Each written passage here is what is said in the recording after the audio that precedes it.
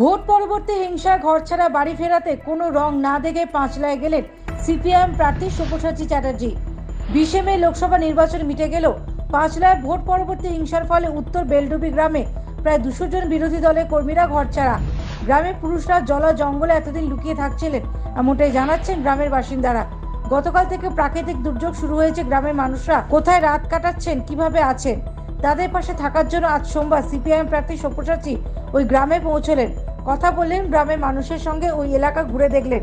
তিনি বলেন, কে কি রাজনীতি করেন তা দেখে আমি আসিনি। মহিলাদের বিরুদ্ধে বোম বাঁধার অভিযোগ উঠেছিল, সেই নিয়ে তিনি বলেন, এত মহিলা মিলে যদি বোম বাঁধতো তাহলে গোটা এলাকাটাই থাকতো না। বোম বাঁধার চেয়ে পুলিশের কাছে খবর নেই।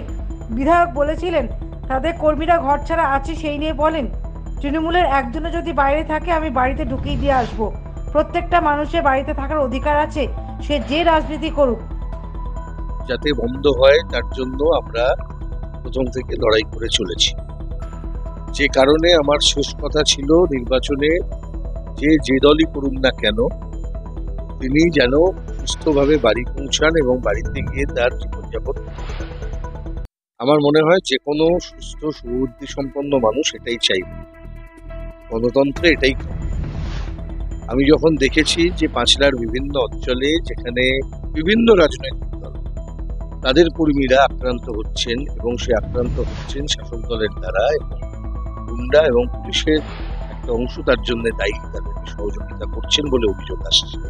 সে অভিযোগগুলো খতিয়ে দেখার দরকার। তার জন্য আমরা আজকে বামফ্রন্টের পক্ষ থেকে কয়েকজন মিলে আমরা এখানে এসেছি, পরিদর্শন করছি, দেখছি। তিনি আরো বলেন, গ্রামের মানুষ যে অভিযোগগুলি জমা দিয়েছেন পুলিশে তদন্ত করে দেখা উচিত। যদি তদন্ত না করেন তাহলে পুলিশের বিরুদ্ধে যে অভিযোগ আসছে তা খুব ভয়াবহ অভিযোগ। বাচ্চাদের ওপর অত্যাচারের কোনো অভিযোগ থাকে তদন্ত করার দাবি জানাচ্ছি। মহিলাদের বিরুদ্ধে অত্যাচারের অভিযোগ, তারও তদন্তের দাবি জানাচ্ছি। এবং যারা গ্রামের শান্তি পরিবেশকে ক্ষুণ্ণ করেছেন তাদের শাস্তির দাবি জানাচ্ছি।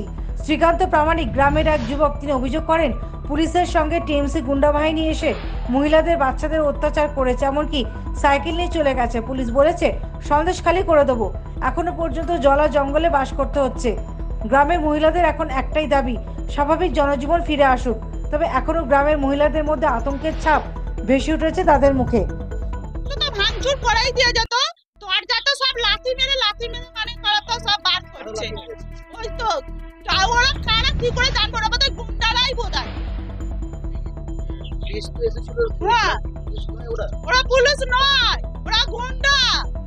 Bureau report, the United India news.